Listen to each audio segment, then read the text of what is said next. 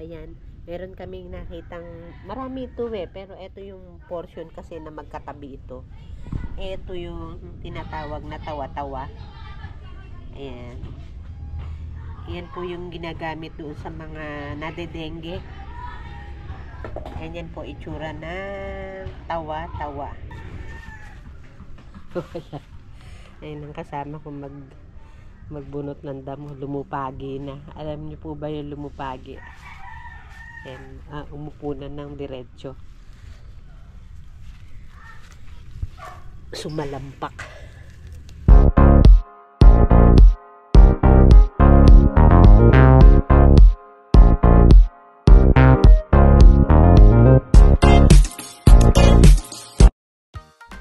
Hello, magandang hapon po mga ka-neighbors at magandang araw po sa ating lahat. For today, tayo po ay maglilinis ng ating itinanim na frog-grass dito sa harapan ng bahay.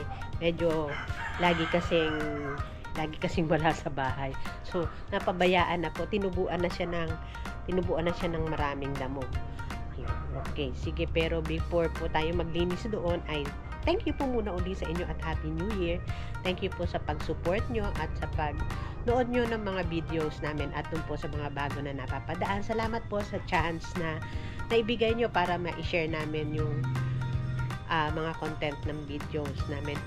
At doon po sa mga napapadaan sa channel namin, salamat po sa chance na naibigay nyo para ma-share namin yung mga contents ng videos namin at sana po ay nagugustuhan nyo. Please don't forget to like and subscribe na rin po sa channel namin at yung notification bell, lagi nyo po i-turn on para kayo ay notified kapag may mga bago kaming uploads. And at the same time, meron po kaming ginawang playlist ng aming mga videos. So, pili na lang po kayo kung alin yung topic na gusto nyo. Or if possible, panoorin niyo po sila lahat. Ayan. Okay, sige po, proceed na po tayo. So, ito, ipakita ko po sa inyo. Bale, diba, ito yung frog-grass na tinanim namin dito sa harap ng bahay. At maganda naman siya. Kaya lang lately, lagi kaming nasa labas.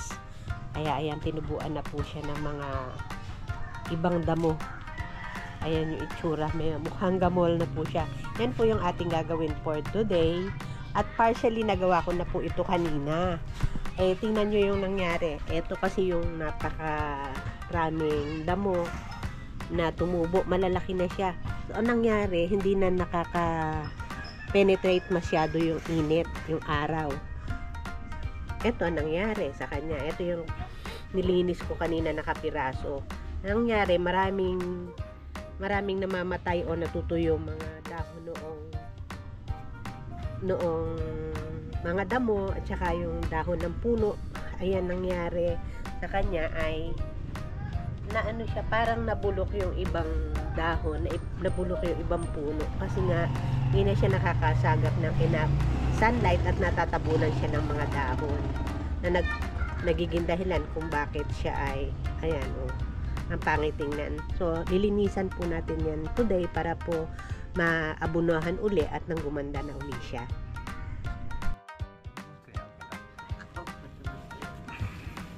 Ayan, madali-dali naman po siyang kuhanan ng damo kasi yung lupa natin ay yung malambot na lupa yung pinagtaniman natin.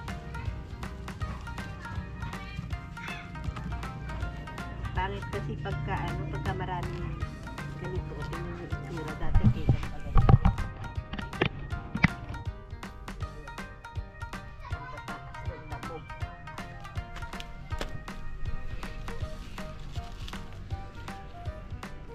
Dati ito hindi matubuan ng damo at lagi kong binubunutan, hindi makalaki yung damo. Ay ngayon nga medyo busy. 3 weeks umulan eh. Oh. Tsaka naging maulan nga yung mga dahon. Napabayaan na talaga siya.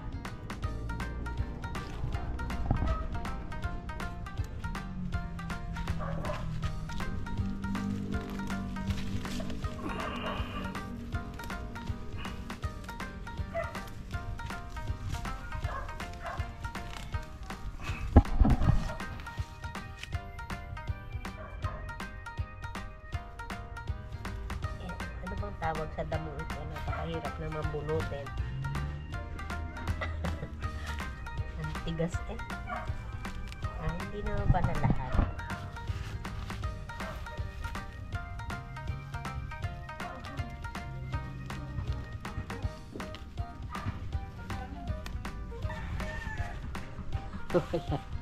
Ayun ang kasama kong magbunot ng damo. Lumupagi na. Alam niyo po ba yung lumupagi?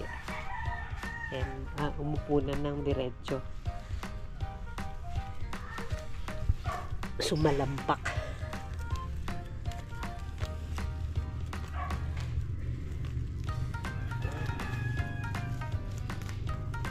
Pero ano naman ito, pag naabunuhan naman ito, gaganda uli ng ayos. Kasama lang natatabunan nga nitong mga yun ang factor sa kanya. Bulukan daw. Gawa rin ng ano. Hindi ba walang init? Okay. Malaking factor pala yung pagkakaulan. Yung init ang malaking factor. Hindi, ibig ko sabihin yung pagkakaulan na ang tagal. Na-deprive nga sila ng init. Kaya masama rin yung sobrang dilig. Sobrang tubig. Mas gusto nito yung sunlight. May sunlight. Pero didiligan.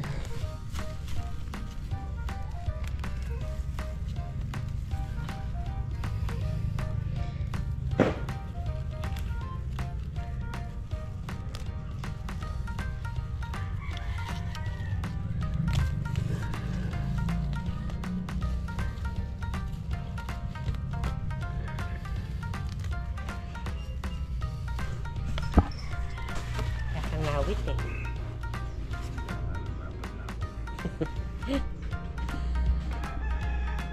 Alam ko naman kung bakit ka lumapat eh. Naiipit ang tiyan.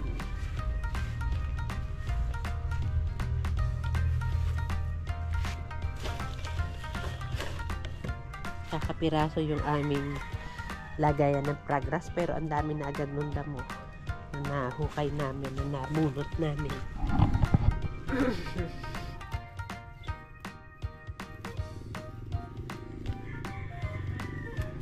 Ano ba yung mga nakahalong damo na yung parang kamukha rin yan? Ha? Parangis.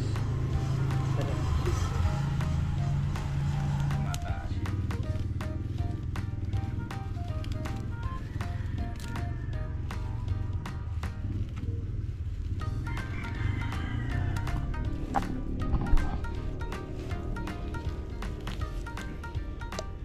Ito, mutha. Iba-ibang damo eh.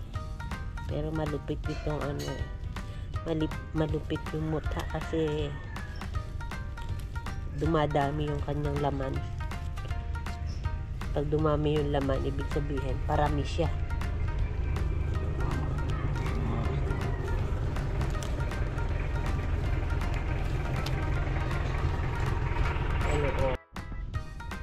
Ayan, meron kaming nakitang marami ito eh, pero ito yung portion kasi na magkatabi ito. Ito yung tinatawag na tawa-tawa. Ayan. Yan po yung ginagamit doon sa mga nadedengge. Ganyan po itsura ng tawa-tawa. Tapos tong kabila, pansit-pansitan. Ginagawa naman po itong salad para ito doon sa may mga gout. Ayan. Itsura naman niya, malambot lang kasi. Ayan. Parang seaweeds, ayun ganun lang siya. Kaya pwede nga siyang gawing salad.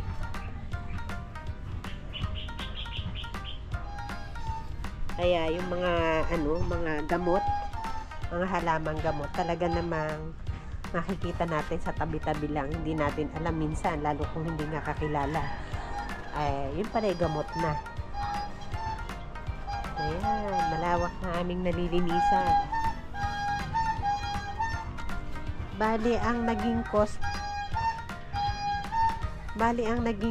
ng pagkatuyo o pagkabulok ng mga dahon ay yung excess na tubig, kasi nung nagdaang mga linggo, siguro 3 weeks o 2 weeks na, kung hindi ang lalakas ng ulan, malilim yung panahon, tapos wala nga sunlight kasi nga umuulan.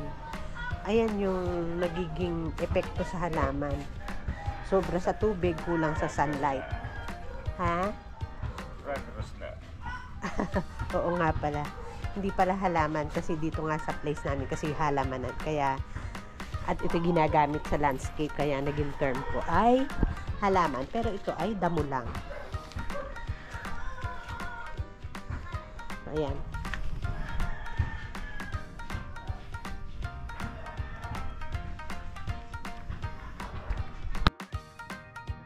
Ito na po yung nag-result. Medyo madilim na dito sa amin. Hapon na kasi nung mapagayak magdinis. Etong area na to medyo meron pa, pero at least yung kalawakan ng ating taniman ng progress ay malinis na. Bukas wawalisan ko na lang siya ng mga tuyong damo at saka yung mga nalaglag na damo na binunot namin. Okay, so ayan na, sana madilim talaga eh. Okay, sige po, yan na lang po for today, at sana po nagustuhan nyo somehow yung aming short video. Sige po, salamat at magandang hapon sa inyong lahat. Bye bye po.